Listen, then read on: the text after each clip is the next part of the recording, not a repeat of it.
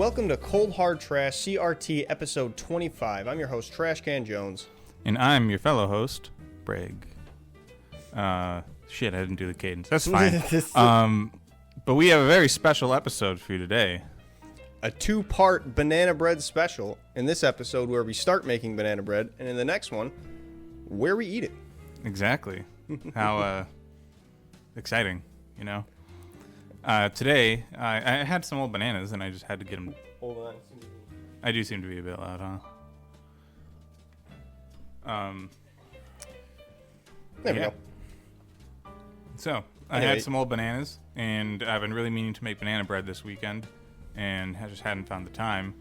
And then, by the time I was able to start the banana bread, I'm like, I could start it, but I can't cook it, because I need to be at Jones's. So, I'm just going to bring an uncooked banana bread. Yeah, I was really excited because he talked about the prospect of banana bread while having this thing covered in tinfoil. So I was like, oh, neat. Going to snack on some banana bread. And then he just had banana soup. Yep. It's like, oh, okay. I mean, banana bread batter's good, but, like, I don't think that is raw egg. Yeah, I don't think you can eat that. You can. I mean, you're just gambling. I mean, it's like eating, is it like eating cookie dough? Because they say you shouldn't eat too much cookie dough because of the raw egg. But Yeah, it's exactly the same. It's the raw egg, and there's two in there. So I guess if it doesn't taste bad, it wouldn't be the worst. It just could potentially make you sick. Yeah. Meh. I guess banana bread disclaimer. Blah, blah. I accidentally put a whole teaspoon of cinnamon in it instead of a half teaspoon. Oh, nice. And so, you know, I like that. If anything bad happens to you because of that, you've been warned and cannot sue. Are you sure it was cinnamon, not cumin? That fucking The Drake and Josh episode. I said cinnamon. Honestly, cumin in a pancake is probably good. Probably not bad. A little bit of spice. Yeah. But if you're allergic to it, it's probably death. Yeah, that changes things. So, I've always thought of it's a funny prospect if whenever you get like, you know, just kind of snap mad at somebody and you're like, oh, I could shoot you. But then you always specify afterwards with a gun. Because I always just think it's really funny. Like, what else would you shoot them with? It kind of just like deflates the whole like anger of the situation. So it's a perfect thing. Like, whenever you're just angry at your friends at a video game, like, yeah, I'm gonna shoot you with a gun next time I get a chance. Yeah, I mean, suppose like shooting with a knife. Yeah, being oddly specific about it sort of takes the wind, even if you are threatening an actual gun, I guess. Right, it's one of the things. It just makes it a little less actually threatening. So I feel like it's the perfect thing to pop out whenever you're mad at your friends for a video game, or like just snap mad but not really mad. Just kind of want to like pop off real quick. Yeah, interesting how specifying it as more dangerous makes it come off less dangerous. Because it's just like, what else would you shoot me with? I mean, what else shoots? It's what guns do. Something that I like to do is just ominously add "or else" to the end of things. Pretty good. But I actually do have a slight fear that someone's going to take that seriously. Just be like, oh, well, now it's a threat. Yeah, now he's threatening me. Now I got to double down. And then he threatens you back. Then you're in a situation. Well, I mean, like, what kind of threat? If you're just going to say "or else" back, like, I might not even register that you felt threatened at all. And it's just like, we're joking around. And then "or else" happens to me. The worst case scenario. Right. Can't tell you what it would be, but it would happen. And it would be bad. It would be bad. Or else. If it wasn't bad, ooh, you would hate that. Ooh, and then it would be really bad. And if that wasn't bad, ooh. Just keep going. The hypotheticals get worse and worse. Yeah, and not any more clear. Yeah, not just worse and more vague. Like, it's just vaguely and more vaguely threatening. Yeah, I like it. Next time, I'll shoot you with a gun. I forget if it was it must have been like a bit from either American Dad or Family Guy, but it was someone gets like accused of like a murder that happened on a boat, and he's like, "What? How dare you? If I had a gun on a boat, I would shoot you." That's just always stuck in my mind. That might have been it was like a whole like special episode of Family Guy, I think. It was the one where, I don't know if you remember, but like older like Family Guy, like Stewie was obsessed with killing Lois. Yeah, the earlier seasons. I watched a lot of, I don't know how many seasons there were, but probably like the first 4 or 5, if I had to guess, of Family Guy. And this was a special episode where he succeeded, and he did it. Yeah, and then it does the whole thing where it's like, no, it's just he was in a simulation or whatever at the end. Yeah, it was like a simulation or dream or something, but it was like, I mean, Peter took out just so happened to take out a life insurance policy on Lois like a week prior or something like that. Yeah, that's probably exactly where the joke comes from. It happened on a boat. Yeah, so it's exactly probably where it's from. I don't remember the episode entirely or like the exact moment, but that one line has always just made me cackle. If I had a gun on a boat, I would shoot you. It's just like being even more specific, just like.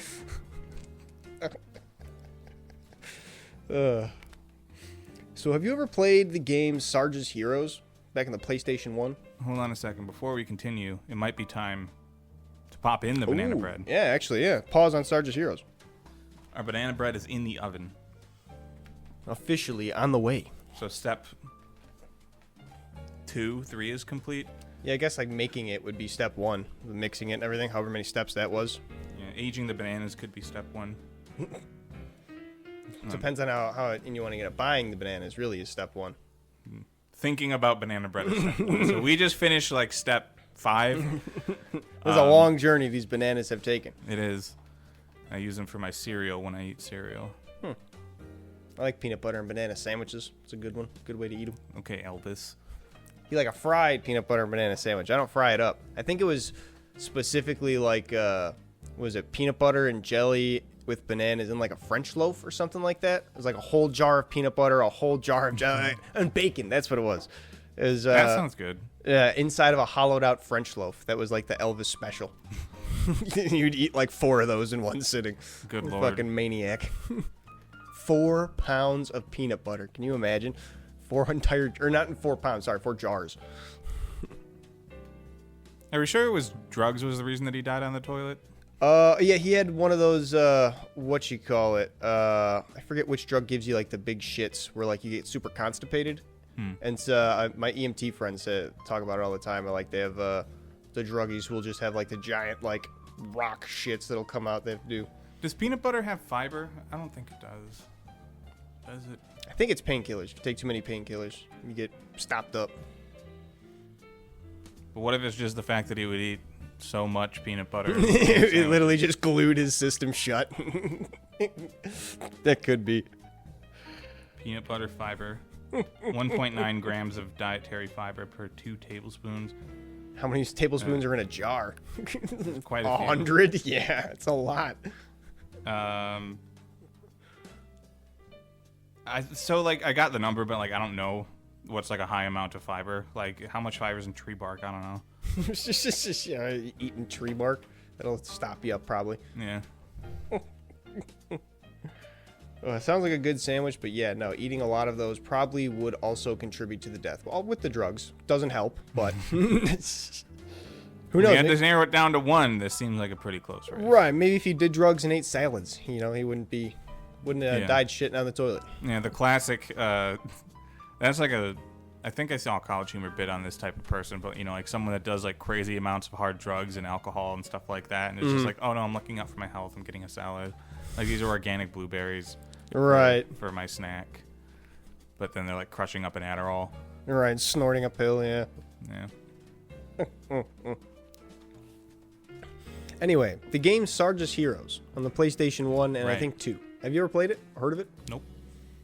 So, the basis of the game series, it's got a bunch of spin-offs as well as 3 main series ones, is that it's the Green Army Men versus the Tan Army Men. Oh, that's fun. Right, and they live in the plastic world, and their whole bit is when you go into the real world, if you stay there for too long, then you get whatever they call plastification, where you turn hard and solid, and that's what makes the Green Army Men toys or whatever. Sort of. It's kind of, they never really explain it that way. So they're real humans that are real small. Not real humans, but real entities. They're real people. And then if they are in the battle for too long, if they're out there fighting the fight, they get stricken with a disease that turns them inanimate. Yes. Do they die? No. That's the cool part. So in the second one, the Blues, who's like a third like spy faction, they have invented a serum that actually cures that. So they go and find like one of the Tan generals who had long been plastified and unplastify him, and he's like, oh, now I can come back and reign my terror, and that's the whole plot of the second game. And it's this whole cool world of like, you know, one level is like the Tan base is in the freezer, so you start at the bottom of the fridge and you gotta jump over cheese wedges, and they ambush you from the donuts because they're hiding in the center holes and different stuff like that. It's fun. Yeah, it's cute. I love the perspective of being able to like just climb around the world from a tiny point of view. So then the third game, they've had other spin-off games were across consoles, but the third game was a GameCube exclusive called Sarge's War. And the first cutscene of the game starts off with a victory parade. The Greens have defeated the Tans. Don't got to worry about it. We've, you know, yeah. And then a bomb goes off during the parade. And Tans start coming through portals and just sweep the streets. And just and Sarge just watch everybody that he's been known and loved, all the heroes throughout the game, just die in front of him. His love interest like half melted, like reaching out for him and stuff. It's this horrific. It gives him PTSD flashbacks throughout the rest of the game. And the way they do the health system in the game, because you're a plastic person, is like parts of you fall off. So like you lose your arm, and that's like 25% of your health, and now you have less accuracy. Or you have like lose a leg, same thing with speed. So there's like the levels are just like him having this PTSD flashbacks, followed by him like one arm, one leg, like screaming, running through, gunning people down, but still in like sandcastles. And like, you know, the different things of like, because you're still a tiny soldier man. So it's just like this weird, like gripping story they added into it that I was like, oh, this is so wild. It's super dark, but like still in a child's kind of play area. Oh, yeah, it probably makes it a bit more dark, right? You know, to have the contrast like that. Also, a little bit your silly. childhood toys, but it's like it's that silliness contrasting with the dark. It just makes it that much more serious. You're just like, oh, this is awesome. It's almost like the games kind of grew up with me, where I was just playing with my little army men, and now it's like, oh, this is like a Law and Order SVU episode, basically, but with Sarge's heroes. This is sweet. Yeah, I mean, it sounds cool. It's cool that like they have stuff like that on the GameCube. GameCube exclusive. That was the other thing. It's only on the GameCube. Like that's a crazy one. GameCube had other M-rated games like Gun and different things that were like third-party titles that were on other consoles. But this was a GameCube exclusive, only rated T, but still some pretty mature themes. Yeah, and especially because like I've always felt like GameCube was the one that was like more geared towards children. Out of that era of Xbox, PS2, GameCube. Yeah, most definitely. I think Sega was already out of the business by then, unless I always forget if the Dreamcast or the Saturn was the newer one of the two. But I think the Saturn was newer, but it just had like a lesser launch. I think. Yeah, I don't know if it was of that generation or if it just like was like before it. But I know that. The reason that the Sonic Adventure, so the Sonic Adventure DX for the GameCube, that's because it was a Sega console game. And they ported it over to GameCube, and it was sort of like we like lost. And it's DX for Director's Cut. You can only get Director's Cut on GameCube. Interesting. And Sonic Adventure 2 became Sonic Adventure 2 Battle. They did both of them on the original console, and then they ported them both over.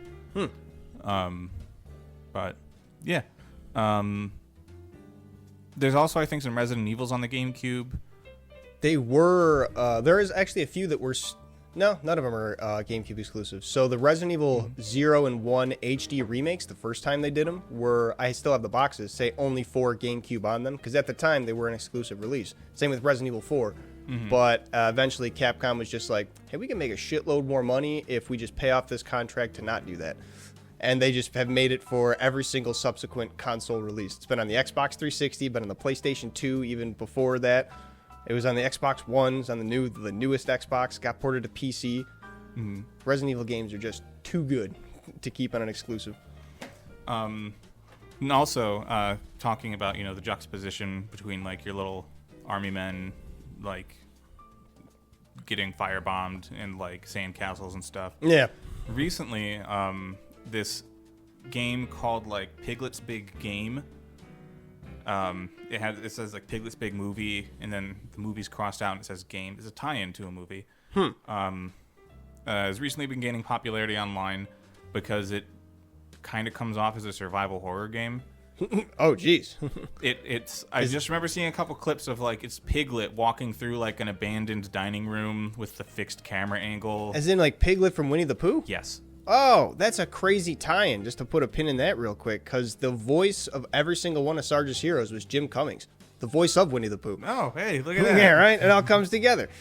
But a Piglett horror game, just because they entered the public domain, I assume, all those characters. Right? I don't know if they were public domain at that point. It's a tie-in. It's not like if some...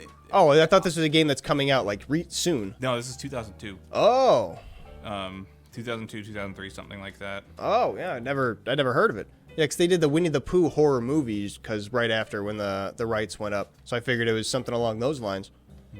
People are comparing it to Silent Hill 2. Oh my god, wait, what? Yeah, you should look up some gameplay. Piglet's Slender Adventure?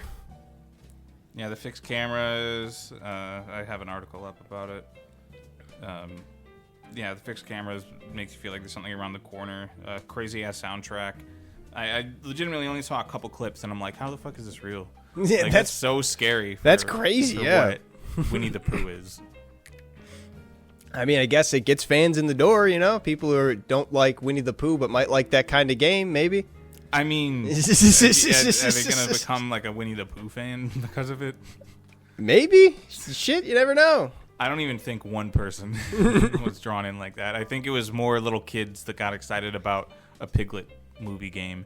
And then got spooked. Like, yeah. What the hell?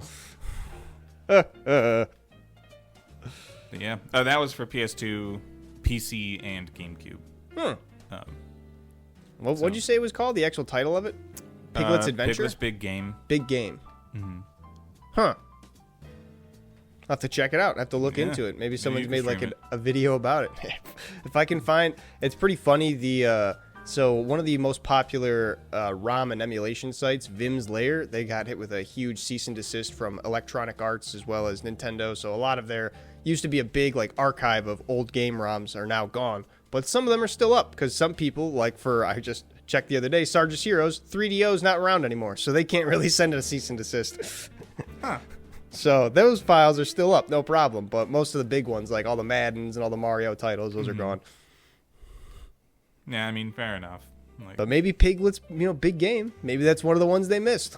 Yeah, I mean, I don't know who made it, but it was going for like, $5 on eBay, and then it got popular, and now it's like $150 to $300. Oh my god. Jesus. So it goes.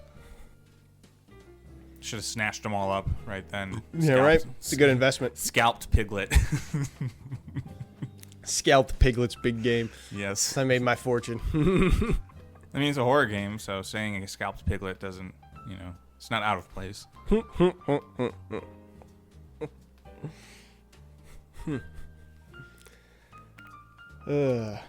Speaking of cease and desists, I'm not talking about a cease and desist, but something close to it. I've been going to this vape shop in my neighborhood for a while. It was just like the one closest to my old place, and I'd buy these little flavored vapes and all that stuff. Right. One day I walked on over there, and it was temporarily closed, so it said on Google after the door didn't open. But the open sign is still on, interestingly enough. So I ended up going to some other vape shops in my area. Come to find out that flavored vapes are completely illegal in Chicago. Wait, really? Yes. I ended up buying a menthol one. You can get menthol, you can get tobacco. Since when have those been illegal? Oh shit, They've been illegal. This is like a year plus. In just the city of Chicago or in the whole state? Just the city of Chicago, maybe Cook County. Oh shit. But yeah, these dudes they just had like a menu like pasted to the counter, and you walk up and you ask for them, and they go in the back and they bring them out. Like, they weren't hiding it at all. Right, not too much anyway, because it's especially if it's like that's wild. I said it's one of those things where I feel like people are just whatever about it. Because is a cop really gonna kick down a store for flavored vapes?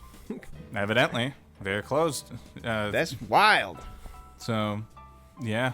And the crazy thing is, like, even though I like used flavored disposable vapes, I kind of agree that we really shouldn't have them. Is like openly and freely as we do. Like, that's a lot of nicotine you can just sort of like get. I mean, yeah, but you got to be a certain age to get it. Yeah, well, that's the thing, is that like it's appealing to kids. It's the same issue why they got rid of the cool camel and the leather jacket. You know, like, yeah, just I can because see you need that. to be 18 to get the cigarettes doesn't mean that you're not marketing to kids in some way. I can see that, like, you're taking away any of the appeal for it and just make them more like cigarettes. Have them all be like stock black, white, and then that's it. No, I mean, you can still get menthol and tobacco flavors. Right, but why even focus on the flavor part of it? If you're part of this whole, like, oh, it's, you know, alluring to kids. If you just have a black or white box, same way cigarettes are, even if it is flavored, who cares? The flavor is the thing they care about. I know, that's what I'm saying. It's a weird thing to care about. It's like, this is a marketing to kids with the flavoring. It's like, well, it's also a very colorful box and all these different things that were much easier of an argument of, like, you know, attractive to a child. Yeah, but I guess you also like never really see it in the window. You know, at the place that I was going, it wasn't in the window. You see them at gas stations. That's usually how they display them. In places where it's legal, yeah, to do so. And I remember when I visited my brother in California, I was talking about getting a new vape, and he was like, "Yeah, you can go to this gas station. It's illegal here, but you know, you just walk up." And I was like, "Okay, cool." And I was like, "Hey, can I see the menu?" This guy was like, "Let me get the menu." Yeah, and just handed me an iPad. Had like every single flavor that they had, and all these different brands and stuff like that. I'm like, "Wow, this is illegal," and they're like, it just doesn't seem like anyone cares. Like, cool. Like, yeah, these guys ran, you know, for at least a year. I think it was July 2023. Where this law came into place, which when I was Googling it, I was confused because I'm like, how the fuck were they still doing that whole time? But I just think nobody said anything. Yeah. Nobody stopped them. Yeah, I was going to say, it just seems like they got bigger fish to fry. They're not really, like, out looking for it. But, yeah. That place is an interesting tale where it was like a verified, like, Verizon phone repair store. And they also started making it a smoke shop. And then Verizon found out, and they were like, yeah, no, we're not going to have you be like a verified, certified. Yeah, like you're not going to be able to do that anymore. But they still fixed phones. Right, just a we fix it, you know, whatever kind of sticker. Yeah, they would still fix phones, but they didn't like, they didn't have the label on it anymore. Yeah, no Verizon SIM cards or whatever. I also remember they had like a PS5 for sale for like $800. One PS5. Just got a good deal on it. Yeah, well, I mean, if you buy one if you managed to get one at full price, like this was back in the day when it was like impossible to get. Right, everybody was scalping them. Yeah, so I mean, so did the store, I guess. They had one. It was funny. They still had some tech stuff in the back, but it was mainly tobacco, smoking apparatus. Pipes, bongs, etc. Legal weed. The Delta 9, Delta 8 stuff. Delta 9's the actual weed. Delta 9 is the one before they started saying that they had different types of legal weed. Oh. But yeah, I also purchased. It was a Soulja Boy soda. Oh, nice. It was a pineapple soda with a picture of Bart on it, but he's black with like Soulja Boy. Yeah, tattoos. I was gonna say that's Soulja Boy's thing. He likes Bart Simpson. Yep. And I was like, there's no way in hell he got like the okay from Fox to do this. So I still have the label. It's like I stuck it to the inside of like my old desk, and I used that to hold my plants on the porch. Nice. So yeah, I got like a little Soulja soda. Soulja Pop. Yeah. Hell yeah. King of good products. Quality. And it was a fine pineapple soda. You know? Yeah. I mean, it wasn't as good as like just a Fanta or something, you know. I tried Shaq soda, and that was not too great. We've talked about Shaq soda before. I loved Shaq soda. Yeah. It was a cream soda. They had like multiple flavors of cream soda. You get blueberry cream, you get raspberry cream, you get orange cream, strawberry cream, and cream. Guess I'm just not a cream soda guy. I like, I guess, like an IBC cream soda I've been known to like, or like when cream soda's in things like cherry cream. Yeah, I was a big fan of Shaq soda. A+ for me. F- from me. So congratulations, you still pass with a C. You still pass with a C. Good job, Shaq. Quite the spread though. We got the two ends of the spectrum there. Yeah.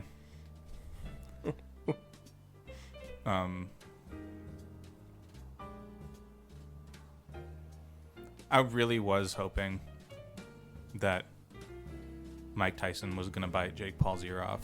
Yeah, that fight was a whole nothing burger. Yeah. Just for context sake, it's the day after, or 2 days after? Because it's Friday, right? 2 days, yeah. It's 2 days after that Jake Paul-Mike Tyson fight. And yeah, it was quite disappointing. I didn't watch it. I just kind of like looked for updates every once in a while. I was like, I hope something bad happens to Jake Paul. Nothing bad happened to anybody. He definitely did have, like, Jake Paul, like, really put himself in a no-win position here, though, because the last fight between them was canceled. It was supposed to be like 6 months ago. Right. Because Mike Tyson was vomiting up blood. Yeah, he had ulcers and shit. Yeah. Yeah, like, in I don't know, man. Like, you're fighting a 60-year-old man. Yeah, even if you win, it's like blood. You beat a 60-year-old man. If you lose, you lost to a 60-year-old man. It's like the classic sitcom of Ned's Declassified. It's like you wrestle a girl, you beat up a girl. If you lose, you lost to a girl. Yeah. It's a lose-lose. It's a lose-lose scenario. I also heard that apparently, I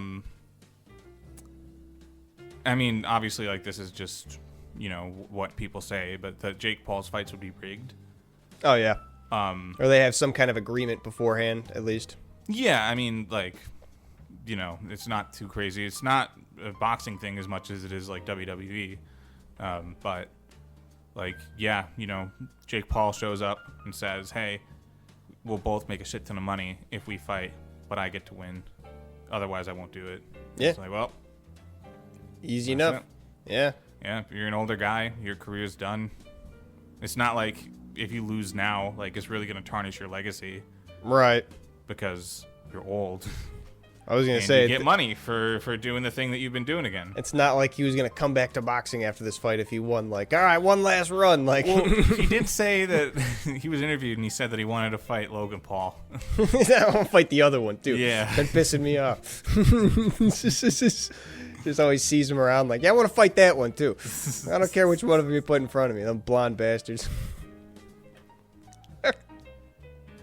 But yeah, sad fight.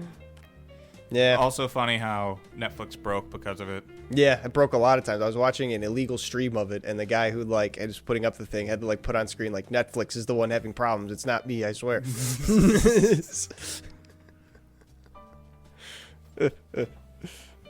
It's crazy because I heard, like, I remember in high school hearing that, like, apparently Netflix was, like, taking up 1/3 of, like, all of America's bandwidth on the internet. Damn. I was in high school. Then again, nowadays we have different streaming services, so we would probably talk about. I was gonna say back when Netflix first came out, they kind of invented like the binge watch. Yeah.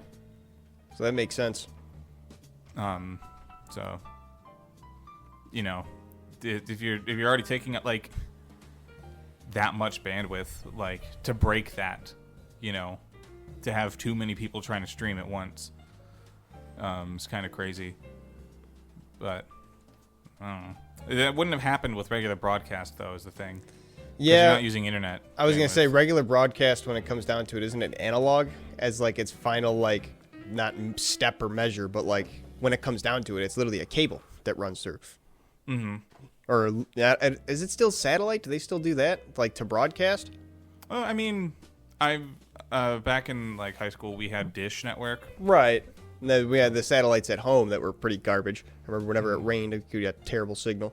But a lot of, like, places, like, you'll have, like, a coaxial cable input thing in the wall, and that's how you can get internet through that, but, like, you would also get you can get your TV through that. Mm-hmm. It was like I think it was like an Obama thing where it's like everyone gets these, like, converters and, like, everyone gets cable.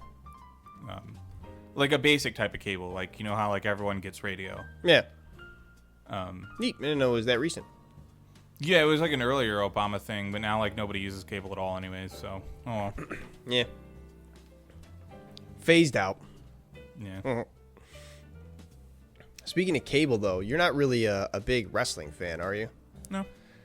Wrestling is something that has, just kind of like Sarge's Heroes, grown up with me in a way that I didn't expect, because it was something that I watched on TV, kind of, not religiously, because I never got to watch the pay-per-views or anything, which is where all the big events happen. I just kind of watched all the weekly shows. Mm-hmm. And seeing more of that as it, like, evolves, and as I get older, being able to appreciate, like, what the guys are doing, it's insane. Because I also did theater, as you know, we did it together, and just seeing that like through that lens of like, okay, these guys have to make me try to believe that there is a fight going on between them and that one of them is getting hurt, and that guy just fell from 20 feet through a table and is writhing on the ground in pain. I believe it. It's just like sold right there. I was just like, what the fuck am I watching? This is the craziest shit. I remember seeing a thing where it's like record for most painful, like thing to happen in wrestling, and apparently one guy threw another one into like a giant light. Oh yeah, like there's the what you call it? It's like one of those big like flood spotlights that you see at red carpets. And you got like thrown into that, and there's like a bunch of different light bulbs. Yeah. Yeah, insane. There's also they tried to do a spot where a guy got thrown through a pane glass window, and it was supposed to be sugar glass, so he just kind of crashed through real easy. And so he did the suplex and just went headfirst into a real glass window and bonked off it. And so then he landed on his head, and then the guy was like, oh, shit, are you okay? He's like, yeah, we're going through that window again. And then he just picked him up and threw him through it, and this time he went through. Good Lord. But it's just shit like that. Like, all right, yeah, I believe he went through like a glass pane window because, God damn it, he did. Yep. There ain't no fake in that. As much as, you know, they're fake punches, like the hand is connecting with the face. It's much more than a stage punch. It's the amount of like risk reward for the shit that the wrestlers do, both male and female, is crazy. And I mean, they got story too. Yeah, you know? that's about theater. That's the other crazy thing. Imagine a world where like you actually just get to solve problems by fighting. Like, you have an issue with your boss, and you're just like, you know what? I'll see you Thursday night. And then it's just like you show up, you're waiting for him, like, with a chair, clapping in the ring, like, let's go. Trying to make me work overtime. You know, I've seen that actually be the solution in a couple lawyer shows. Where they just fight? In Better Call Saul, Jimmy Saul gets invited, like, a mysterious... a consultation like invite to go to like a gym or something like that, and then someone that he's been messing with is like, you know, I don't know what your problem is with me, but let's settle it in the ring right now. All right, gentleman's agreement, just like we're not going to do it after we fight. I mean, fair. Well, I mean, weird thing for a lawyer show like specifically. It's not like him saying and then you'll stop. It's like I feel like you have aggression towards me, so let's just settle it. You know, let's like actually fight a little bit. That's in multiple lawyer shows, or that's just in Better Call Saul? 2 has a similar thing. Huh. Wonder if they're directed by the same guy. If he's just like, that's a cool, you know, scene, and guys just punch it out. Well, it's Better Call Saul is Vince Gilligan and this other guy. The guys did Breaking Bad. I don't think they were on Suits, but in Suits, it's like Harvey Specter's like one of the main guys, and he ends up in the ring with his father. I actually don't watch Suits like personally, but I see it on TikTok all the time. Oh. So I get really odd pieces of story from it.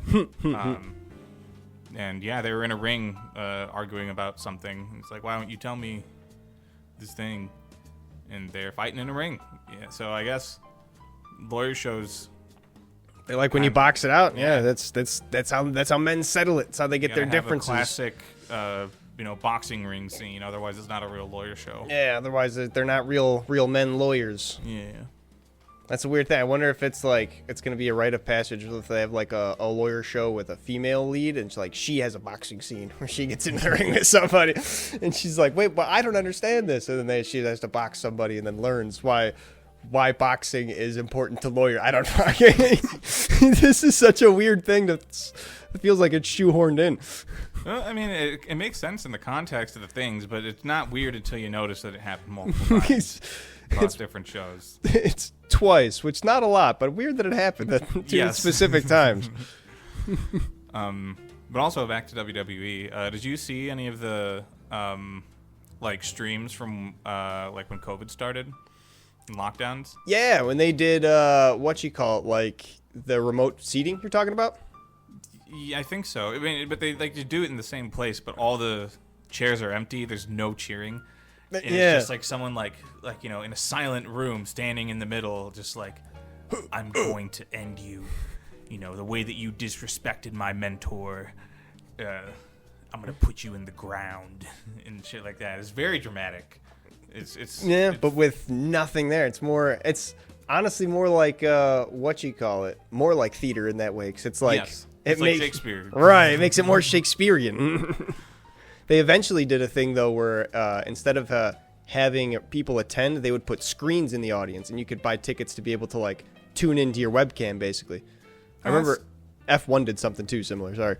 It's cute, but like you really gotta cut the price on them tickets. Yeah, I mean, or I don't know, because it seems like there's a lot of technology to go into making that happen. So maybe the prices are the same, if not increased. Well, who knows? I guess the thing is that why would you need to put a screen in the audience? So you can physically be there, because the whole big of wrestling is especially you get to hold up your sign and all that. So I guess the whole thing was like people were in their webcam and you could see the reactions, and like the wrestlers get to see the reactions of the crowd too. This was pre that I'm talking about, but that is crazy. Like I don't know, how worth it is that? Yeah, it was only for a little bit, because eventually it cooled off and people were able to rejoin in actual attendance. But it was a neat solution. I remember seeing in the Drive to Survive documentaries, the F1, they did a really similar thing where they had like the drivers would come through while they were going to the pit lane, and there was just like walls of screens, and people had bought like a ticket of like, oh yeah, hey, I want to be able to talk to you, and you would just go up to the screen and like give it a fist bump, and they have like their little private one-on-one meeting, because you weren't allowed to go to the race, but you could just buy the ticket to quote unquote be there and meet the driver like you had planned before. Because especially for an F1, I imagine you buy that like I don't know how long in advance. Those events are huge though. Yeah. I did go to like one NASCAR thing, and it had this was like a scouts thing, and there was F1 thing like at the end, which was cool. Neat. Yeah, that's the whole story. Nice. F1, I think I've said it before, but I'm surprised just isn't as big in America as it is everywhere else. It's literally the fastest cars going the fastest possible. And sometimes they die horrible fiery crashes. Yeah. I mean, seems pretty wild. Yeah, like, don't you want to be there to see someone explode? Why doesn't every state have its F1 team? That'd be sweet. I'm thinking about how they have those car crash compilations on YouTube and stuff like that, like LOL fail, but like all of them are like the worst possible accidents. Yeah. Laugh tracks. It's like in the Naked Gun with the baseball bloopers. It's just the guy, like, his head pops off, and they're like, ha ha, how about that? Slides into second, just gets mauled by a tiger. That was really good. I loved that part. I think the banana bread is actually ready for the check stage, Yeah, putting I in don't know what tinfoil. that clicking sound is. It might be the timer just be busted, because it's old and shitty. That's funny.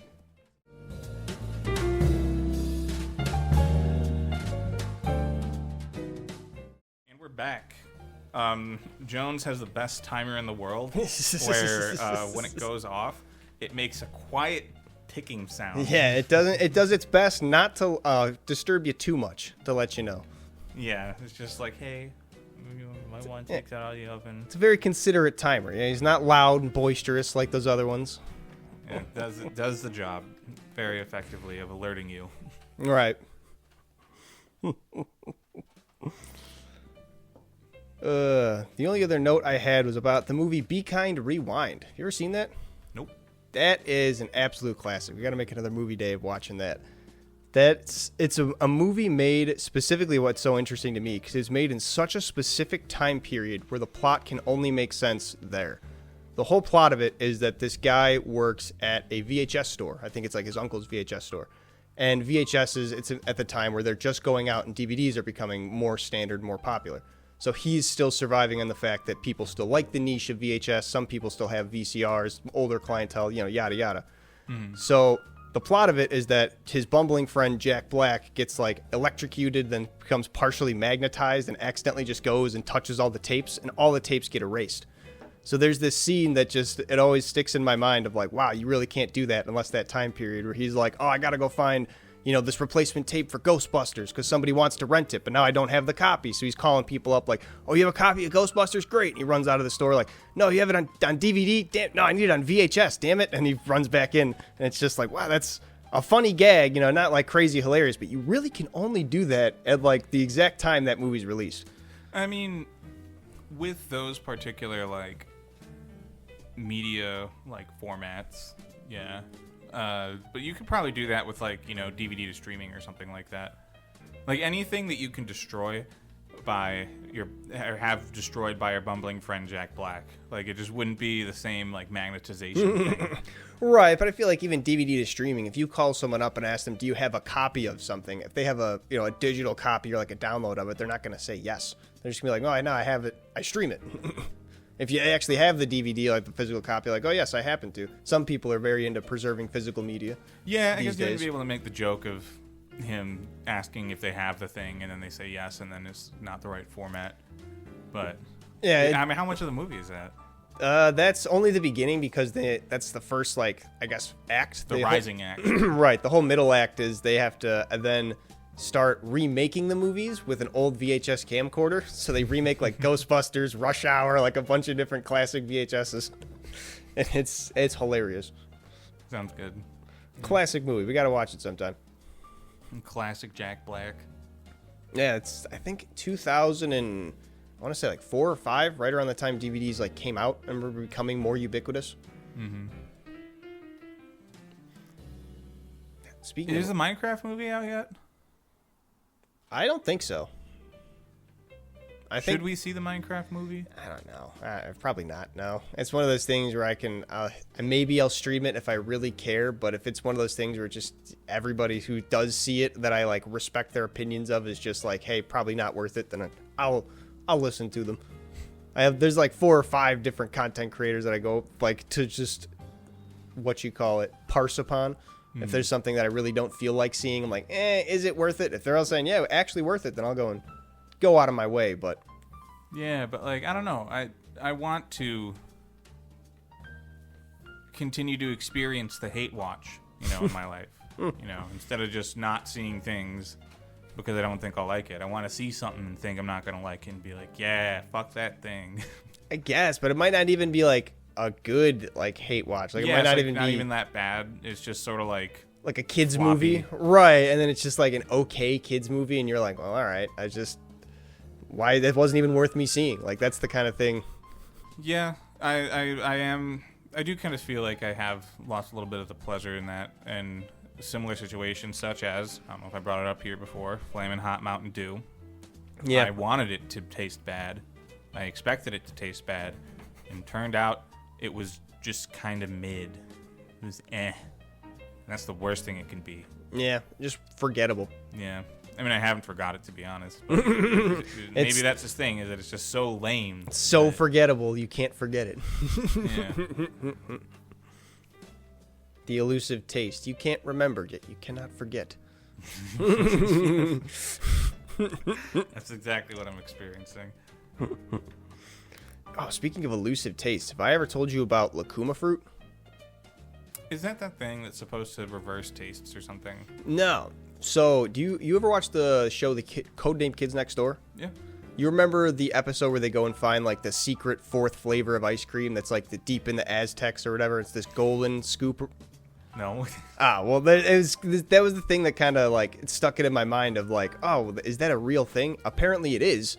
There's in South America this fruit called the Lacuma fruit, and it's so popular to put into ice cream and make into ice cream there that it literally like replaces vanilla in their Neapolitans and is like the number one, like it's over vanilla as the number one like basic ice cream. It's got this kind of maple flavor to it, and it's got a yellow hue that kind of looks golden, just like the Kids Next Door episode. But it's super ubiquitous down there, super popular, and they haven't found a way to import it to like anywhere else in the world because of the fruit's just, I guess, so sensitive or whatever term that would be. Like it ripens really quick. It's too soft. I guess you could import the ice cream itself and then spend a shit ton on cooling that. Yeah, I don't know. I don't know if like the ingredients in it are like denature or something. I don't know about the fruit a whole lot about it. I just watched a weird history video where they were saying it's so ubiquitous down there, but no one's found a way to import it to the U.S. or larger markets. Well, good on Codename Kids Next Door for actually doing research on that and like it was wild. Choosing a real fruit like that's actually hard to get into the United States. When I watched the video, I was just like, that's the Codename Kids Next Door thing. That's what they're talking about. It's like they go deep into like the Aztec ruins and find like the hidden vault of all the secret ice cream. It's like that's kind of real shit. It's also kind of funny that like that's where they'd go because like chocolate was sort of like a very Aztec thing. Yeah, the cocoa bean. I assume it's Yeah. from like rainforest and stuff, right? Yeah, it was a very big part of their culture, and like, making like a hot cocoa and stuff like that. Not with all the sugar and shit that we got in it now. Yeah, but that's like probably colonial or pre-colonial. We took that and just made it our own. Yeah, but like it's still, yeah, So we don't associate that with like Aztecs anymore. It's like long diluted. Well, I associate Aztecs with chocolate, but I Do guess you? I don't. That direction. I don't really think of chocolate as Aztec. You know what I'm saying? So you If I'm associate talking about Aztecs with chocolate- chocolate, but you don't associate chocolate with If Aztecs? I'm talking about Aztecs, I think of chocolate. If I'm talking about chocolate, I don't think of Aztecs. Okay, yes. Because I guess chocolate's a much bigger thing in Right, life. right. I mean, it's much more present. yeah, I guess I don't even think of chocolate when I think of Aztecs. I should know. I get that makes sense that would be a big part of their culture. Yeah. I never heard of it. Pretty cool. Yeah. Does that mean the Oompa Loompas are Aztecs? Who are we canceling today? I don't know. He enslaved a race of pygmy people in every single iteration. I don't think there's like a nice way that goes along. So the way that they put it is that they like care for getting chocolate so much, and he pays them in chocolate. Right, and they're not good at getting chocolate because they're so small. I remember it was a thing of Something like that, they only yeah. get one cocoa bean a life or per their lifetime. Usually, they were used to, so I provide them with all of it. Yeah, it's still weird. Yeah, it's weird.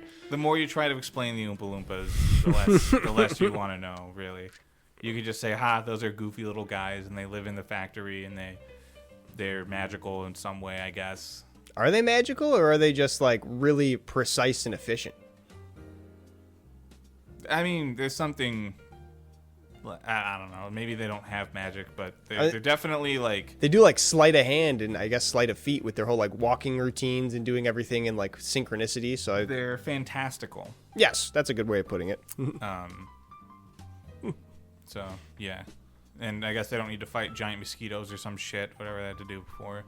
Yeah, probably Good for them. living out in the wild, probably a little bit safer in the factory. But I guess I don't know. It's the more you make the argument of no, it's good for them. It's like it's weird. Yeah. The Oompa Loompas love it, which I guess they do. But Yeah, I mean, it's kind of like the whole Pokemon thing where it's like, oh yeah, by the way, God tells you himself that you're supposed to be doing this. You're supposed to be catching them. You're supposed to be training them. you should They catch love himself even. it. Yeah, they love it. You don't need to think about it.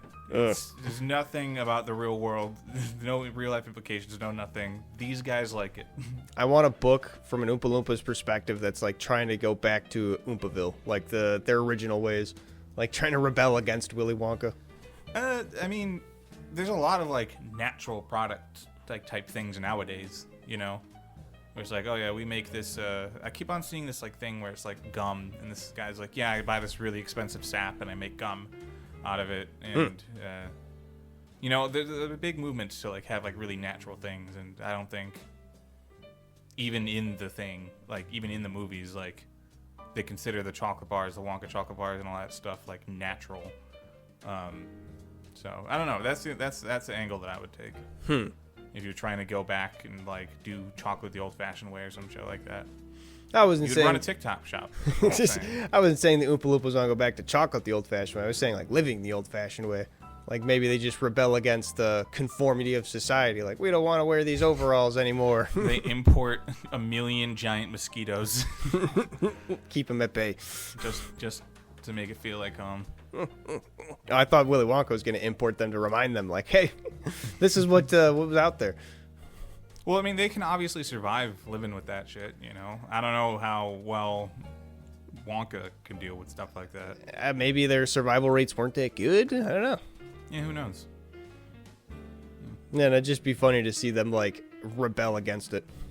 Have, like, a whole rebellion and union leading against Willy Wonka and all of his chocolatier ways.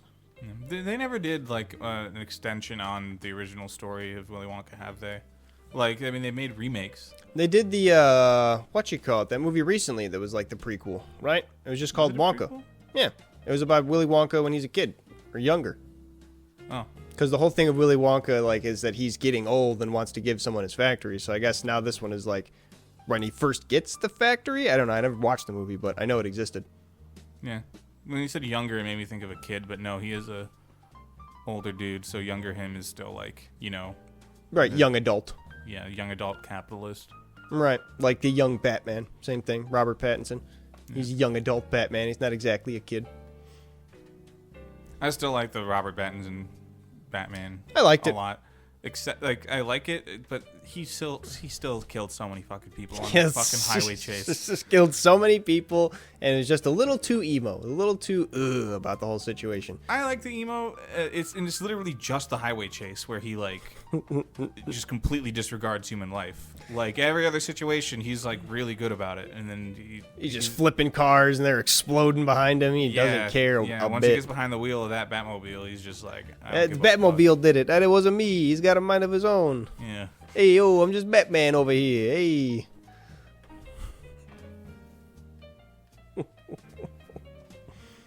Feeling good for the episode? Yeah, we can end it there. We got the banana bread in the oven. Shall be coming out in the middle of next time. So this time, we'll be done. Thanks for tuning in to episode 25 of Cold Hard Trash CRT. The Banana Bread episode part 1. Banana Bread episode part 1. If you like this episode, be sure to rate it, give it a comment, any kind of engagement we'd appreciate. Tell your friends about it. Tell your enemies about it. Tell everyone you know about it. It's a great podcast. You know it. Convince them. Make them know it. Force them to know it. Tell someone that hates banana bread about it as a prank. Yeah, tell them this is they hate banana bread too. They spend the whole time just shitting on banana bread, and they don't eat banana bread because they specifically hate banana bread. And then they'll get to this point because they're obviously going to listen through the entire episode. And Yeah. they'll be like, ah, damn, I was got. The then you prank stab was him. on me. Jeez. And you shoot him While with a they're knife. distracted. See you later.